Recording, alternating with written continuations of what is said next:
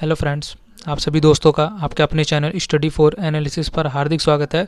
तो दोस्तों, जैसे कि आपको स्क्रीन में दिख रहा होगा कि आज हम लोग अपनी इंडियन पॉलिटी, जिसको हम लोग हिंदी में भारतीय राज्य व्यवस्था बोलते हैं, उसका प्रैक्टिस सेट नंबर 6 कर रहे हैं। और इन सभी प्रैक्टिस सेट्स में हम लोग महत्वपूर्ण पूछे गए प्रश्न को डिस्कस करते हैं, जो कि हमारे सभी प्रतियोगी परीक्षाओं के लिए यह उपयोगी क्लास है। तो दोस्तों, आप लोग वीडियो को ज़रूर देखें और इस वीडियो के माध्यम से हम लोग जितने भी हमारे प्रीवियस एग्ज़ाम में क्वेश्चंस पूछे गए हैं उसको हम डिस्कस करते हैं। और इससे पहले हमने 5 प्रैक्टिस सेट लगा चुके हैं। तो दोस्तों, आप प्लेलिस्ट का ऑप्शन में जाके पॉलिटी सेक्शन में चेक करिए, आपको वहाँ थ्योरी क्लास और प्रैक्टिस सेट सभी मिल जाएंगे। तो दोस्तों, आप वीडियो को ज़रूर देखें और वीडियो देखने के बाद डिस्क्रिप्शन बॉक्स में जाके PDF फाइल के लिंक में क्लिक करके PDF फाइल को भी डाउनलोड करके पढ़ सकते हैं। चलिए दोस्तों, आज हम लोग अपना प्रैक्टिस सेट नंबर 6 शुरू करते हैं। प्रश्न नंबर पहला है हमारा, संसद धन पर अनेक तरीकों से नियंत्रण करती है, निम्न में से कौन सा तरीका सही नहीं है। ऑप्शन नंबर ए है, यह भारत की संचित निधि से खर्च किए गए धन को स्वीकृति प्रदान करती है। ऑप्शन नंबर बी है, यह कर लगाती है तथा उन्हें एकत्रित करती है। ऑप्शन नंबर सी, यह केंद्र का बजट तैयार करती है तथा उसे पारित करती है। या फिर हमारा ऑप्शन नंबर डी, इनमें से कोई नहीं। तो दोस्तों, इस प्रश्न का हमारा बिल्कुल सही उत्तर होगा कि यह केंद्र का बजट तैयार करती है तथा उसे पारित करती है हमारी संसद। अगला प्रश्न है हमारा, प्रश्न नंबर दूसरा है, किस प्रधानमंत्री के कार्यकाल में दल बदल विरोधी अधिनियम पारित किया गया। Option number A, Atal Bihari Vajpayee जो कि बीजेपी से थे। Option number B, Indira Gandhi जो कि कांग्रेस से थी। Option number C, Rajiv Gandhi, ये भी कांग्रेस से थे। Option number D, VP Singh. तो दोस्तों, इस प्रश्न का हमारा बिल्कुल सही उत्तर होगा option number C, Rajiv Gandhi ji के समय में जो हमारा दल बदल विरोधी अधिनियम पारित किया गया। और आप जानते हैं कि इसके लिए 52वां संविधान संशोधन वर्ष 1985 में किया गया था और 10वीं अनुसूची जोड़ी गई थी, जिसमें दल बदल विरोधी अधिनियम को भी जोड़ा गया, जो कि एग्ज़ाम में काफ़ी बार पूछा जाता है। अगला प्रश्न है, प्रश्न नंबर तीसरा है। इसमें पूछा गया है कि भारत में शून्यकाल में संसद में हस्तक्षेप की प्रथा का प्रारंभ कब हुआ। मतलब कि जो भारत में शून्यकाल शुरू हुआ संसद में, वह किस अवधि से शुरू किया गया था। ऑप्शन नंबर है 1962। ऑप्शन नंबर बी है हमारा 1964, या फिर ऑप्शन नंबर सी 1975, या फिर ऑप्शन नंबर डी 1984। तो दोस्तों, इस प्रश्न का बिल्कुल सही उत्तर होगा ऑप्शन नंबर हमारा जो ए है 1962। 1962 से हमारी जो संसद में शून्यकाल, जो कि लोकसभा या फिर राज्यसभा में 12 से 1 बजे तक होता है शून्यकाल, उसको प्रारंभ किया गया वर्ष 1962 से। प्रश्न नंबर हमारा चौथा है, यह कौन सुनिश्चित करता है कि भारत की संचित निधि से कोई भी धन संसद की स्वीकृति के बिना खर्च न किया जाए। ऑप्शन नंबर ए है लोक लेखा समिति। ऑप्शन नंबर बी, अनुमान समिति। ऑप्शन नंबर सी है अंतर्राज्यीय परिषद, या फिर ऑप्शन नंबर डी, भारत का नियंत्रक एवं महालेखा परीक्षक। तो दोस्तों, इस प्रश्न का बिल्कुल सही उत्तर होगा हमारा ऑप्शन नंबर डी, भारत का नियंत्रक एवं महालेखा परीक्षक, जिसको हम इंग्लिश में कैग मतलब कि कंट्रोलर एंड ऑडिटर जनरल भी बोलते हैं।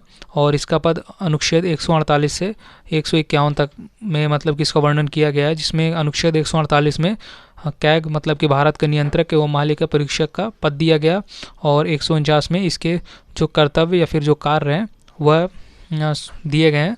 तो हमारा जो भारत का नियंत्रक एवं महालेखा परीक्षक होता है, यही हमारा जो भारत की संचित निधि से कोई भी धन संसद की स्वीकृति के बिना खर्च ना किया जाए, इसको सुनिश्चित करता है। अगला है हमारा प्रश्न नंबर 5 है, यदि एक अथवा उससे अधिक राज्यों की विधानसभाएं भंग की गई हों तो क्या राष्ट्रपति पद के लिए चुनाव कराए जा सकते हैं। ऑप्शन नंबर ए, नहीं। या फिर ऑप्शन नंबर हमारा बी है हाँ। ऑप्शन नंबर सी, हाँ, यदि केवल एक ही विधानसभा भंग की गई। या फिर ऑप्शन नंबर डी, हाँ, मुख्य चुनाव आयुक्त की पूर्व सहमति से। तो दोस्तों, इस प्रश्न का बिल्कुल सही उत्तर होगा ऑप्शन नंबर बी, कि हाँ, चुनाव फिर से कराए जा सकते हैं। प्रश्न नंबर हमारा 6 है। इसमें यह पूछा गया है कि सरकार को राजस्व एकत्रित करने का अधिकार किस विधेयक द्वारा प्रदान किया जाता है। ऑप्शन नंबर ए, आर्थिक विधेयक। ऑप्शन नंबर बी, वित्त विधेयक। ऑप्शन नंबर सी, पूरक विधेयक। या फिर ऑप्शन नंबर डी, उपर्युक्त सभी। तो दोस्तों, इस प्रश्न का बिल्कुल सही उत्तर होगा ऑप्शन नंबर बी, वित्त विधेयक के माध्यम से राज्य सरकार मतलब कि सरकार जो हमारी होती है केंद्र सरकार, यह राजस्व एकत्रित करती है। तो दोस्तों, वित्त विधेयक के बारे में हम जान लेते हैं। वित्त विधेयक को अनुच्छेद 280 में बताया गया है, और जो वित्त विधेयक के सदस्य होते हैं और अध्यक्ष, इनकी नियुक्ति राष्ट्रपति करते हैं। और जो राज्य वित्त विधेयक है मतलब कि ये तो हमारा केंद्र का जो वित्त विधेयक होता है और 280 अनुच्छेद में बताया गया है। और वर्तमान में जो हमारी केंद्रीय वित्त मंत्री हैं वो है निर्मला सीतारमण है, लेकिन जो राज्य का वित्त विधेयक है वो अनुच्छेद 243 के पहले में या फिर का में बताया गया है। अगला प्रश्न है हमारा प्रश्न नंबर 7 है। इसमें पूछा गया है कि किसी भी राजनीतिक दल को राष्ट्रीय दल के रूप में मान्यता प्राप्त करने के लिए कुल वैध मतों के 4% मत प्राप्त होने चाहिए। ऑप्शन नंबर हमारा ए है। इसमें यह है कि किन्हीं 5 राज्यों में प्राप्त होने चाहिए, बी किन्हीं 4 राज्यों में प्राप्त होने चाहिए, सी किन्हीं 3 राज्यों में प्राप्त होने चाहिए, या फिर ऑप्शन नंबर डी किन्हीं 2 राज्यों में प्राप्त होना चाहिए। तो दोस्तों इस प्रश्न का बिल्कुल सही उत्तर होगा ऑप्शन नंबर बी, किन्हीं 4 राज्यों में प्राप्त होने चाहिए। अगर किन्हीं मतलब 4 राज्यों में हमें मतलब कि जो निर्धारित मत होते हैं वह अगर प्राप्त कर लेती है कोई पार्टी तो उसको राष्ट्रीय पार्टी का दर्जा मिल जाता है। अगला प्रश्न है हमारा प्रश्न नंबर 8 है। इसमें पूछा गया कि बम्बई, कलकत्ता तथा मद्रास के उच्च न्यायालय मतलब कि हाई कोर्ट की स्थापना कब की गई। Option number A 1861, option number B 1950, option number C 1948, या फिर ऑप्शन नंबर डी 1935। तो दोस्तों इस प्रश्न का बिल्कुल हमारा सही उत्तर होगा ऑप्शन नंबर ए 1861 में बम्बई, कलकत्ता तथा मद्रास के जो उच्च न्यायालय हैं इनकी स्थापना की गई। मतलब कि 1861 में इन तीनों न्यायालयों का एक्ट आया था, लेकिन 1862 में इसकी स्थापना की गई थी। और जैसे कि आप जानते हैं कि 1858 के अधिनियम से लॉर्ड कैनिंग भारत का प्रथम वायसराय और अंतिम गवर्नर जनरल बना था। तो बम्बई, कलकत्ता तथा मद्रास के जो उच्च न्यायालय हैं इनके जो एक्ट आए थे 1861 में वह कैनिंग के समय आए थे। ये भी काफ़ी बार पेपर में पूछा गया है। क्वेश्चन नंबर हमारा 9 है। इसमें यह पूछा गया है कि उच्च न्यायालय के न्यायाधीशों को वेतन तथा भत्ते दिए जाते हैं। ऑप्शन नंबर ए भारत की संचित निधि से, ऑप्शन नंबर बी है सार्वजनिक लेखा निधि, या फिर ऑप्शन नंबर सी भारत की निधि से, ऑप्शन नंबर डी राज्य की सार्वजनिक निधि से। तो दोस्तों इस प्रश्न का बिल्कुल सही उत्तर होगा ऑप्शन नंबर ए भारत की संचित निधि से, जिसको अनुच्छेद 266 में मतलब 266 में बताया गया है। और जो भारत की संचित निधि है इसमें हमारे संसद का पूर्ण अधिकार होता है। मतलब कि अगर इससे पैसे निकालने हो तो संसद की अनुमति होनी चाहिए, लेकिन अगर बहुत ज़रूरी है कि अगर पैसे हमें निकालना है और हम विधेयक नहीं पारित करा पा रहे हैं तो एक विनियोग विधेयक होता है जो कि अनुच्छेद 114 में बताया गया है, उसके माध्यम से संचित निधि से हम पैसे निकाल सकते हैं। अगला प्रश्न है अब प्रश्न नंबर हमारा प्रश्न नंबर 10 है। निम्न में से कौन केंद्रीय सरकार का सर्वश्रेष्ठ अशैक्षिक अधिकारी है।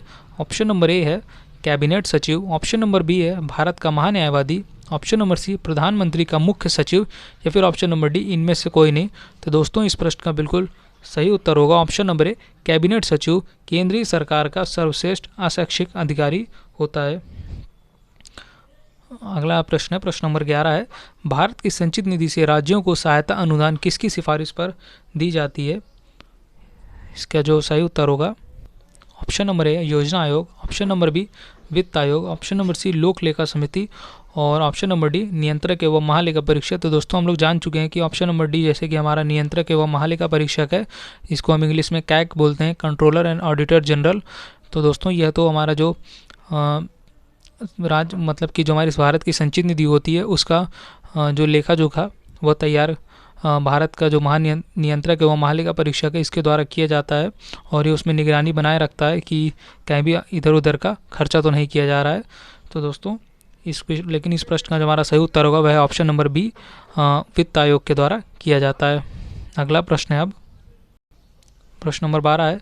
किस उच्च न्यायालय का अधिकार क्षेत्र सबसे अधिक भूमि पर है। ऑप्शन नंबर ए गुवाहाटी उच्च न्यायालय, ऑप्शन नंबर बी इलाहाबाद उच्च न्यायालय, ऑप्शन नंबर सी पंजाब तथा हरियाणा उच्च न्यायालय, या फिर ऑप्शन नंबर डी कलकत्ता उच्च न्यायालय। तो दोस्तों इस प्रश्न का बिल्कुल सही उत्तर होगा हमारा ऑप्शन नंबर ए गुवाहाटी उच्च न्यायालय का अधिकार क्षेत्र सबसे अधिक भूमि है। मतलब कि गुवाहाटी में जो गुवाहाटी उच्च न्यायालय यह एक से अधिक राज्यों के लिए है, इस वजह से इसका जो अधिकार क्षेत्र मतलब कि इसके अंडर जितने भी इसके अंडर जो राज्य आते हैं वो उनकी संख्या सर्वाधिक है, बाकी सभी हाई कोर्ट्स के माध्यम से। प्रश्न नंबर 13 है। इसमें पूछा गया कि राष्ट्रीय मानवाधिकार आयोग में एक अध्यक्ष तथा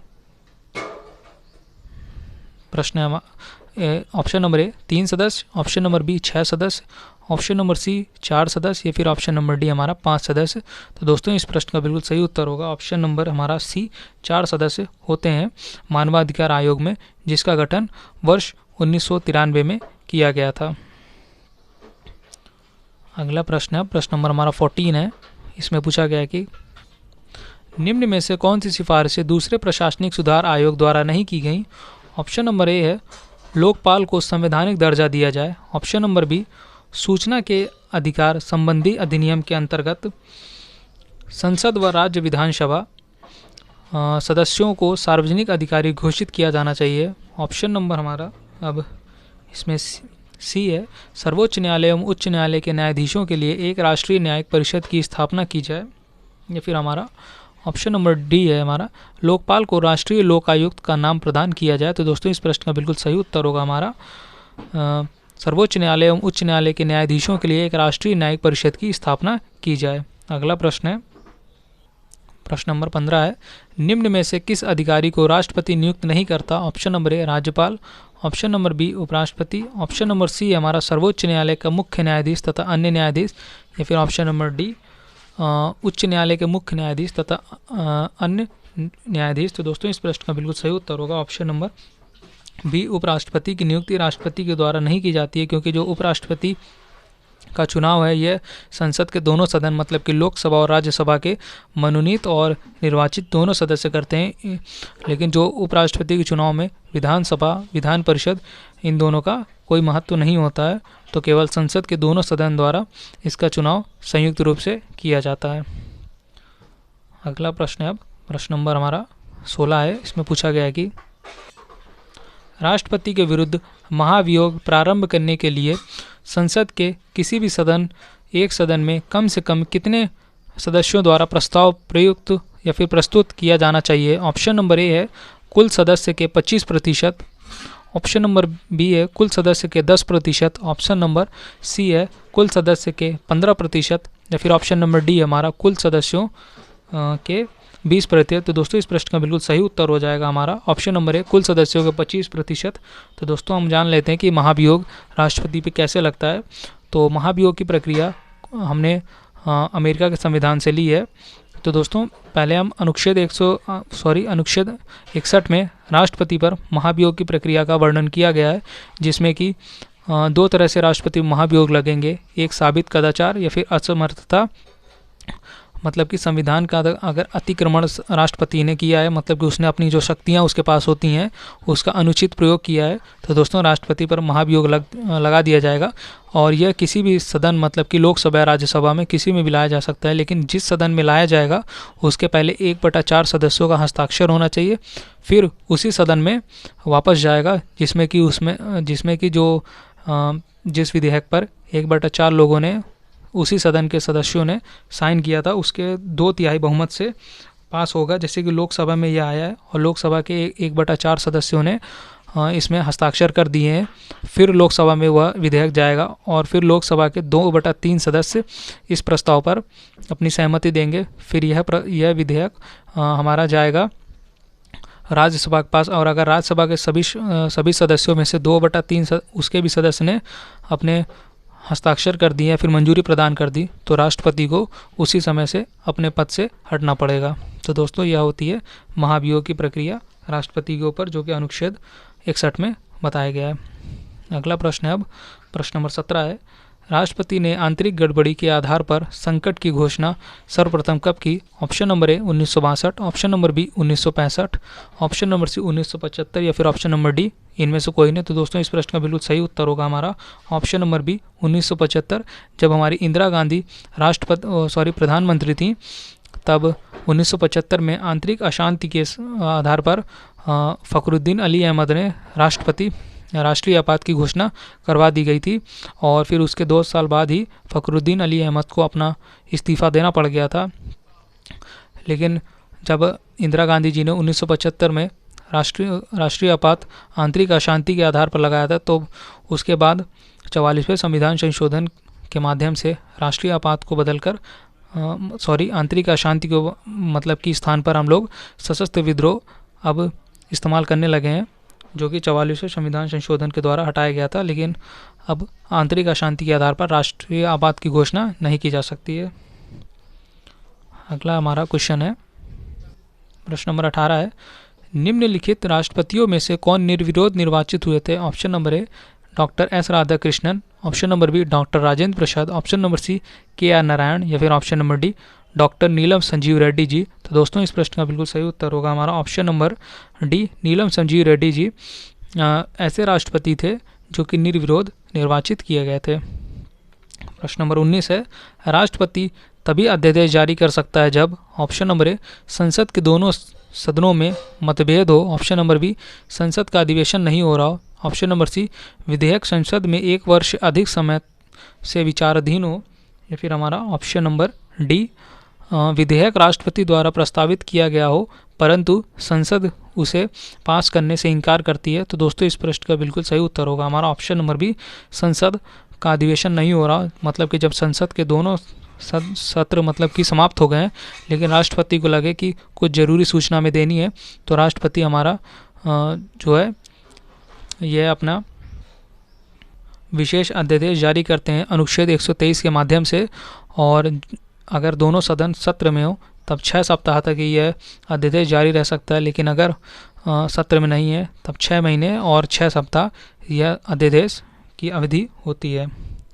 अगला प्रश्न है, प्रश्न नंबर 20 है, इसमें पूछा गया है कि राष्ट्रपति द्वारा प्रस्तावित अध्यादेश प्रायः जो ऊपर बता चुके हैं वही है। ऑप्शन नंबर ए प्रसारण की तिथि से 6 माह तक लागू रहेगा, ऑप्शन नंबर बी संसद के अगले सत्र के प्रारंभ होने के पश्चात 6 माह तक लागू रहेगा, ऑप्शन नंबर सी है संसद के अगले सत्र के प्रारंभ होने के पश्चात 6 सप्ताह तक लागू रहेगा, या फिर ऑप्शन नंबर डी हमारा प्रसारण की तिथि से 6 सप्ताह तक लागू रहता है। तो दोस्तों इस प्रश्न का बिल्कुल सही उत्तर होगा हमारा ऑप्शन नंबर सी जो कि है संसद के अगले सत्र के प्रारंभ होने के पश्चात 6 सप्ताह तक लागू रहते हैं। दोस्तों अब प्रश्न नंबर 21 है, इसमें पूछा गया कि राष्ट्रपति जो कि भारतीय संसदीय व्यवस्था में राज्य का अध्यक्ष है, ऑप्शन नंबर ए है को असीमित शक्तियाँ प्राप्त हैं, ऑप्शन नंबर बी को सीमित परंतु वास्तविक शक्तियाँ प्राप्त हैं, ऑप्शन नंबर सी राष्ट्रपति को केवल नाम मात्र शक्तियाँ प्राप्त हैं, या फिर ऑप्शन नंबर डी कोई शक्तियाँ प्राप्त नहीं है। तो दोस्तों इस प्रश्न का बिल्कुल सही उत्तर होगा हमारा ऑप्शन नंबर सी केवल नाम मात्र की शक्तियाँ प्राप्त हैं। जैसे कि हम जानते हैं अनुच्छेद 53 में यह बताया गया कि केंद्र की जो कार्यपालिका शक्ति है वह राष्ट्रपति में निहित है, मतलब कि जो राष्ट्रपति है यह केंद्र की जो भी कार्यपालिका शक्ति है उनका प्रमुख है, लेकिन ऐसा नहीं है। अनुच्छेद 73 में यह भी बताया गया है कि जो कार्यपालिका शक्ति का राष्ट्रपति इस्तेमाल करेंगे वह मंत्रिपरिषद की सिफारिश पर करेंगे। इसका मतलब राष्ट्रपति को केवल नाम मात्र की शक्तियाँ प्राप्त हैं, असली शक्तियाँ प्रधानमंत्री और उसकी मंत्रिपरिषद में होती है। प्रश्न नंबर 22 है, इसमें यह पूछा गया कि राष्ट्रपति अपनी स्वविवेक शक्तियाँ का प्रयोग कब कर सकता है। ऑप्शन नंबर ए जब प्रधानमंत्री तथा मंत्रिपरिषद में मतभेद हो, ऑप्शन नंबर बी जब लोकसभा में किसी भी दल का बहुमत ना हो तथा उसे प्रधानमंत्री को चुनना हो, ऑप्शन नंबर सी जब वह मंत्रिमंडल द्वारा दिए गए परामर्श को पुनर्विचार हेतु भेजने का निर्णय लिया हो, या फिर ऑप्शन नंबर डी हमारा बा तथा दा दोनों। तो दोस्तों इस प्रश्न का बिल्कुल सही उत्तर होगा बा और दा दोनों इस क्वेश्चन का हमारे सही उत्तर हैं।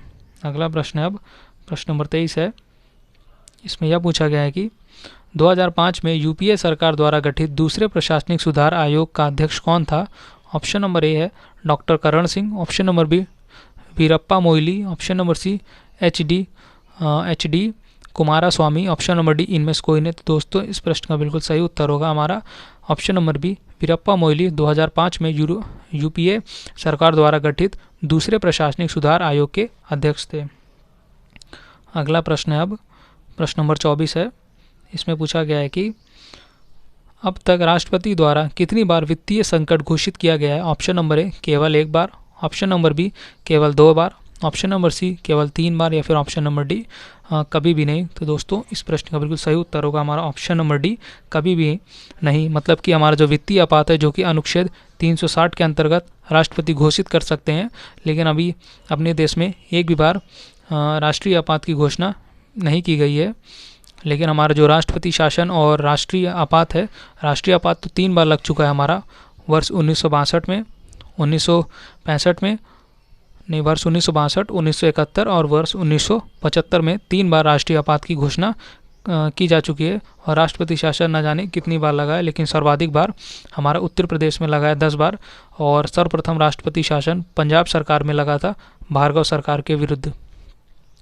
दोस्तों अब अगले प्रश्न में हम चलते हैं। प्रश्न नंबर हमारा 25 है। इसमें पूछा गया है कि संसद की अनुमति से राष्ट्रीय संकट अधिक से अधिक, ऑप्शन नंबर ए 3 वर्ष तक लागू रह सकता है, ऑप्शन नंबर बी 1 वर्ष तक लागू रह सकता है, ऑप्शन नंबर सी 6 माह तक लागू रह सकता है, या फिर ऑप्शन नंबर डी अनिश्चित काल के लिए लागू रह सकता है। तो दोस्तों इस प्रश्न का बिल्कुल सही उत्तर होगा हमारा ऑप्शन नंबर डी, अनिश्चित काल के लिए लागू रह सकता है हमारा राष्ट्रीय संकट, अगर संसद की अनुमति से अधिक हमारा अनिश्चित समय तक ही लागू रह सकता है ये।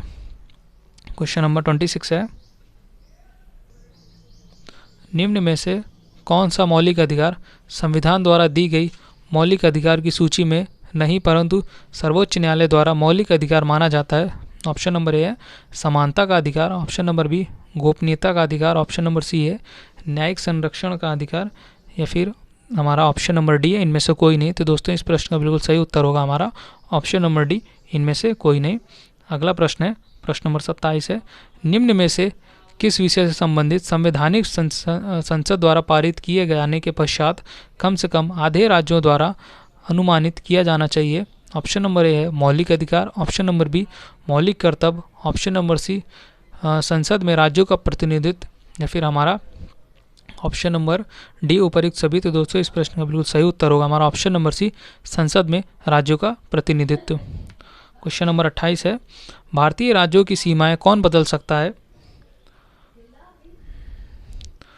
ऑप्शन नंबर ए है संसद द्वारा 2/3 बहुमत से संबंधित राज्यों की पूर्व अनुमति के पश्चात, ऑप्शन नंबर बी संसद साधारण बहुमत से, ऑप्शन नंबर सी संसद दोनों सदनों के 2/3 बहुमत से, या फिर ऑप्शन नंबर डी राष्ट्रपति संबंधित राज्यों की अनुमति से। तो दोस्तों इस प्रश्न का बिल्कुल सही उत्तर होगा हमारा ऑप्शन नंबर बी संसद साधारण बहुमत से जो हमारे राज्य की सीमाएं हैं उनमें परिवर्तन कर सकती है। जैसे कि अनुच्छेद 3 में CUJ मतलब कि छत्तीसगढ़, उत्तराखंड और झारखंड राज्यों का जैसे गठन किया गया था हमारा 1 नवंबर, 9 नवंबर और 15 नवंबर, मतलब कि छत्तीसगढ़ का गठन हुआ था हमारा 1 नवंबर 2000 को मध्य प्रदेश राज्य से अलग होके, उत्तराखंड का गठन किया गया था 9 नवंबर 2000 को जो कि बिहार राज्य से अलग किया गया था, और झारखंड को नहीं उत्तराखंड हमारा उत्तर प्रदेश राज्य से अलग हुआ था 9 नवंबर 2000 को, लेकिन जो झारखंड है इसको 15 नवंबर 2000 को अलग किया गया था बिहार राज्य से। तो दोस्तों संसद ऐसे जो भी परिवर्तन करती है वह साधारण बहुमत से करती है, उसके लिए कोई भी विशेष बहुमत की जरूरत नहीं पड़ती। और मतलब कि अगर संसद किसी भी राज्य की सीमा बढ़ा या घटा रही है, नाम परिवर्तित कर रही है, तो वह अनुच्छेद 3 के माध्यम से ही करती है, और वो भी साधारण बहुमत से। अगला प्रश्न है, प्रश्न नंबर हमारा 29 है। इसमें पूछा गया है कि किसी भी राज्य का मुख्यमंत्री राष्ट्रपति के चुनाव में भाग नहीं ले सकता यदि वह, ऑप्शन नंबर ए स्वयं राष्ट्रपति पद के लिए उम्मीदवार है, ऑप्शन नंबर बी विधानसभा में अपना बहुमत सिद्ध नहीं कर पाता, ऑप्शन नंबर सी है राज्य में काम चलाऊ सरकार का नेतृत्व कर रहा हो, या फिर ऑप्शन नंबर हमारा डी है राज्य की विधान परिषद का सदस्य हो। तो दोस्तों इस प्रश्न का बिल्कुल सही उत्तर होगा ऑप्शन नंबर डी राज्य की विधान परिषद का सदस्य हो। अगला प्रश्न है, प्रश्न नंबर 30 है।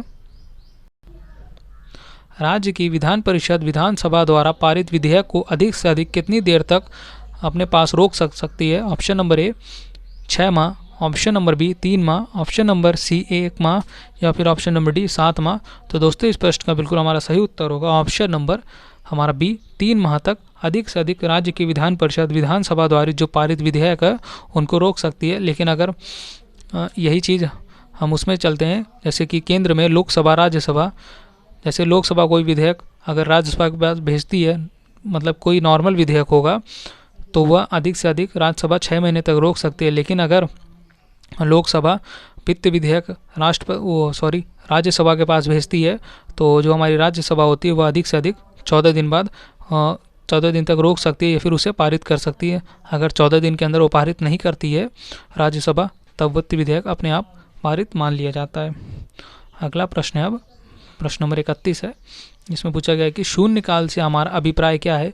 ऑप्शन नंबर ए 1 घंटे की उस अवधि से है जिसमें वित्त विधेयक प्रस्तुत किए जाते हैं। ऑप्शन नंबर हमारा बी है प्रश्नकाल के उपरांत के उन घंटे से है जिसमें सदस्य सार्वजनिक महत्व के विभिन्न विषयों पर आवाज़ उठाते हैं। ऑप्शन नंबर सी है उस समय से है जिसमें केवल निजी विधेयक प्रस्तुत किए जाते हैं। फिर ऑप्शन नंबर डी सदन के 2 अधिवेशनों के बीच में होने वाले विश्राम काल। तो दोस्तों इस प्रश्न का बिल्कुल सही उत्तर होगा हमारा ऑप्शन नंबर बी प्रश्नकाल के उपरांत के उस घंटे से है जिसमें सदस्य सार्वजनिक महत्व के विभिन्न विषयों पर आवाज़ उठाते हैं। अगला प्रश्न है, प्रश्न नंबर 32 है, इसमें पूछा गया कि निम्नलिखित में से कौन सा कथन सही है। ऑप्शन नंबर ए राष्ट्रपति केवल आपातकालीन परिस्थितियों में मंत्रिपरिषद की बैठक में भाग ले सकता है। ऑप्शन नंबर बी है राष्ट्रपति मंत्रिपरिषद का भाग नहीं है, अंततः उसे इसकी बैठकों में भाग लेने की अनुमति नहीं है। ऑप्शन नंबर हमारा सी है राष्ट्रपति मंत्रिपरिषद का भाग तो है परंतु इसकी बैठक में भाग नहीं ले सकता। या फिर ऑप्शन नंबर डी राष्ट्रपति मंत्रिपरिषद का सदस्य नहीं है परंतु इसकी बैठकों में भाग ले सकता है। तो दोस्तों इस प्रश्न का बिल्कुल हमारा सही उत्तर होगा राष्ट्रपति मंत्रिपरिषद का तो भाग नहीं है, अंततः उसे इसकी बैठकों में भाग लेने की अनुमति नहीं होती है। तो दोस्तों अगला प्रश्न है हमारा प्रश्न नंबर 33 है, इसमें पूछा गया कि निम्न में से किस मामले में राष्ट्रपति से मंत्री परिषद के परामर्श पर कार्य करने की अपेक्षा की जाती है। ऑप्शन नंबर ए पॉकेट वीटो का प्रयोग। ऑप्शन नंबर बी है संसद द्वारा पारित विधेयक को उसके पुनः विचार के लिए भेजना। फिर ऑप्शन नंबर हमारा इसमें सी है संसद के सदस्यों को अयोग्य घोषित करना। फिर ऑप्शन नंबर डी इनमें से कोई नहीं। तो दोस्तों इस प्रश्न का बिल्कुल हमारा सही उत्तर होगा हमारा ऑप्शन नंबर डी इनमें से कोई नहीं। अगला प्रश्न है प्रश्न नंबर 34 है, इसमें हमारा पूछा गया है कि राज्यपाल की निम्न स्वविवेक शक्तियों में से कौन सी गलत हैं। ऑप्शन नंबर ए वह विधानसभा द्वारा पारित विधेयक को राष्ट्रपति के विचार हेतु सुरक्षित रख सकता है। ऑप्शन नंबर बी वह राज्य में राष्ट्रपति शासन लागू करने की सिफारिश कर सकता है। ऑप्शन नंबर सी है यदि मंत्रिपरिषद सदन में बहुमत का समर्थन खो देती है तो वह विधानसभा को भंग कर सकता है। फिर ऑप्शन नंबर डी इनमें से कोई नहीं। तो दोस्तों इस प्रश्न का बिल्कुल हमारा सही उत्तर होगा ऑप्शन नंबर डी इनमें से कोई नहीं। अगला प्रश्न है प्रश्न नंबर 35 है, कुछ समय पूर्व निर्मित दल बदल विरोधी नियम के अंतर्गत यदि कोई व्यक्ति दल बदलता है तो उसे अयोग्य घोषित कर दिया जाएगा तथा वह इसके ऑप्शंस हैं। ऑप्शन नंबर ए है शेष अवधि के लिए लाभकारी राजनीतिक पद पर नहीं बना रह सकता। ऑप्शन नंबर बी है उस अवधि में विधायिका का सदस्य नहीं बन सकता। ऑप्शन नंबर सी उसी अवधि में विधायिका का सदस्य बन सकता है यदि वह पुनः निर्वाचित हो जाता है। फिर ऑप्शन नंबर डी हमारा आ तथा बा दोनों। तो दोस्तों इस प्रश्न का बिल्कुल सही उत्तर होगा ऑप्शन नंबर डी आ तथा बा दोनों। अगला प्रश्न है प्रश्न नंबर 36 है, लोकसभा के महासचिव को ऑप्शन नंबर ए संसदीय मंत्री नियुक्त करता है। ऑप्शन नंबर बी है लोकसभा चुनती है। ऑप्शन नंबर सी लोकसभा का स्पीकर नियुक्त करता है। फिर ऑप्शन नंबर डी हमारा प्रधानमंत्री लोकसभा के स्पीकर तथा विरोधी दल के नेता के परामर्श से करता है। ऑप्शन नंबर इसका हमारा बिल्कुल सही होगा लोकसभा का स्पीकर नियुक्त करता है। क्वेश्चन नंबर हमारा 37 है, किसी भी राज्य के उच्च न्यायालय के न्यायाधीशों की संख्या क्या होगी इसका निर्णय कौन करता है। ऑप्शन नंबर ए राज्य की विधानसभा। ऑप्शन नंबर बी भारत का राष्ट्रपति। ऑप्शन नंबर सी राज्यपाल। या फिर ऑप्शन नंबर डी हमारी संसद। तो दोस्तों इस प्रश्न का बिल्कुल सही उत्तर होगा ऑप्शन नंबर बी भारत का राष्ट्रपति। किसी भी जो हमारे राज्य के उच्च न्यायालय जो 25 में से जैसे 25 उच्च न्यायालय हैं तो उनके जो न्यायाधीशों की संख्या होगी इसका निर्णय राष्ट्रपति ही करते हैं। प्रश्न नंबर 38 है, इसमें हमारा पूछा गया है कि राज्यसभा के सदस्यों को विधानसभा के सदस्य कैसे चुनते हैं।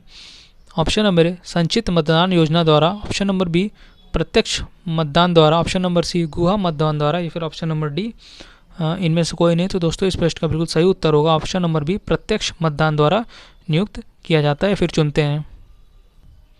क्वेश्चन नंबर 39 है, वर्तमान नियमों के अनुसार कोई भी विधायक दल बदल के नियमों से तभी मुक्त हो सकता है यदि ऑप्शन नंबर ए है दल के 50% सदस्य किसी अन्य राजनीतिक दल में विलय का निर्णय लेते हैं। ऑप्शन नंबर बी है दल के 40% सदस्य किसी अन्य दल में विलय का निर्णय लेते हैं। ऑप्शन नंबर हमारा सी है इसमें दल के 2/3 सदस्य किसी अन्य राजनीतिक दल में विलय का निर्णय लेते हैं, या फिर ऑप्शन नंबर डी है दल के 1/3 सदस्य किसी अन्य राजनीतिक दल में विलय का निर्णय लेते हैं। तो दोस्तों इस प्रश्न का बिल्कुल हमारा सही उत्तर होगा ऑप्शन नंबर दल के 40% सदस्य किसी अन्य दल में अगर विलय का निर्णय लेते हैं तो वह दल बदल होगा। प्रश्न नंबर 40 है, अब तक भारत में कितने व्यक्ति उप प्रधानमंत्री के पद पर कार्य कर चुके हैं?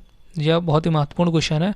ऑप्शन नंबर है 3, option number B 5, option number C 7, या फिर ऑप्शन नंबर डी हमारा 8। तो दोस्तों इस प्रश्न का बिल्कुल हमारा सही उत्तर होगा ऑप्शन नंबर डी, 8 लोग ऐसे हैं जो कि उप प्रधानमंत्री के रूप में अब तक कार्य कर चुके हैं।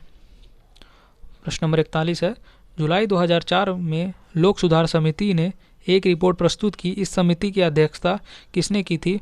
ऑप्शन नंबर ए है हमारा PC Hota, option number B professor Yashpal, option number हमारा सी है जनरल सुरेंद्र सिंह, या फिर option number D professor Satish Chandra.